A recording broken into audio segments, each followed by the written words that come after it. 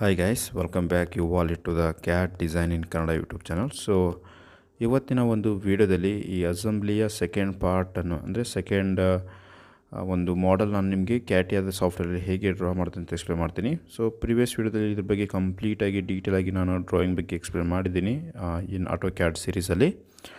So without waiting we will start. So CATIA open ಆದ ತಕ್ಷಣ ನಮಗೆ ಈ ರೀತಿ ಇಂಟರ್ಫೇಸ್ ಕಾಣುತ್ತೆ.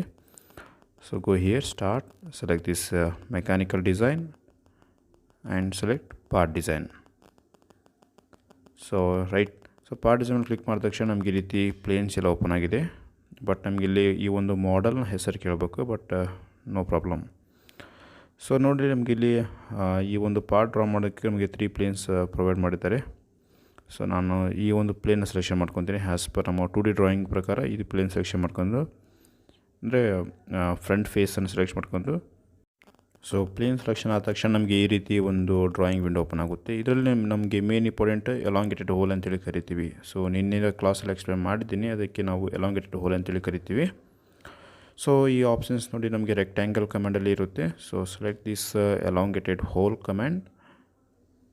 ಸೊ ಇದು ಸೆಲೆಕ್ಷನ್ ಆದ ತಕ್ಷಣ ನಮಗೆ ಇದು ಒಂದು ಫಸ್ಟ್ ಪಾಯಿಂಟನ್ನು ಇಲ್ಲಿ ಕೊಡಬೇಕಾಗುತ್ತೆ. ಸೊ ಒರಿಜಿನ್ ಇಲ್ಲಿ ಫಸ್ಟ್ ಪಾಯಿಂಟ್ ಅಂತ ಕೊಡ್ತಾಯಿದ್ದೀನಿ ಆ್ಯಂಡ್ ಕ್ಲಿಕ್ ಸಮ್ವೇರ್. ಸೊ ಈ ರೀತಿ ಕ್ಲಿಕ್ ಮಾಡಿ ಡ್ರ್ಯಾಗ್ ಮಾಡಿದರೆ ಸಾಕು, ನಮಗೆ ಈ ಸಿಂಪಲಾಗಿ ಎಲಾಂಗೇಟೆಡ್ ಹೋಲನ್ನು ಡ್ರಾ ಮಾಡ್ಬೋದು.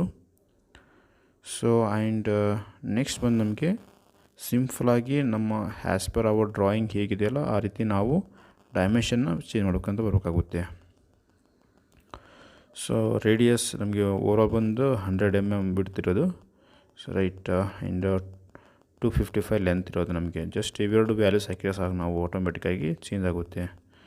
ಸೊ ದಿಸ್ ಒನ್ ಈಸ್ 50 ಆಗುತ್ತೆ. ಓವರಾಲ್ 100 ಇತ್ತು ಆ್ಯಂಡ್ ನಾವು it is 50 mm and click okay. So zoom out ಮಾಡ್ಕೊಳ್ಳಿ and this distance is 255 mm. Double tap and change the value.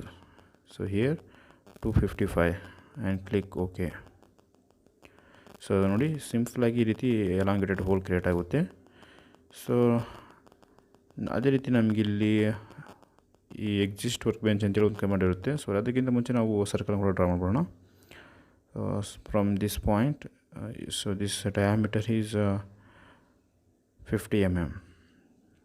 So double tap and change this diameter values. So diameter ಬಂದು 50 mm ಇದೆ ನಮಗೆ and click okay. So ಇದು same ಅದೇ ರೀತಿ ಇದನ್ನು mirror ಮಾಡೋಣ. ಇದು ಮಿರರ್ ಮಾಡೋದಕ್ಕೆ ನಮಗೆ ಮಿಡಲ್ ಪೋರ್ಷನ್ ಬೇಕಾ ಸಿಗೋಲ್ಲ, ಅದಕ್ಕೆ ನಾವು ಇನ್ನೊಂದು ಹೋಲನ್ನು ಡ್ರಾ ಮಾಡ್ಬಿಡ್ತೀನಿ. ಸೊ ಈ ಎಸ್ಕೇಪನ್ನು ಕ್ಲಿಕ್ ಮಾಡ್ತೀನಿ ಆ್ಯಂಡ್ ಈ ರೀತಿ ನೋಡಿ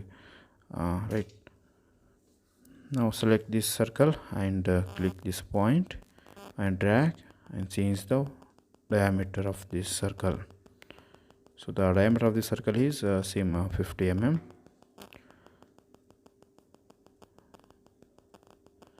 ಸೊ ಇದು ಸ್ವಲ್ಪ ಬೇಗ ವರ್ಕ್ ಆಗ್ತಿಲ್ಲ and select this smart dimension command.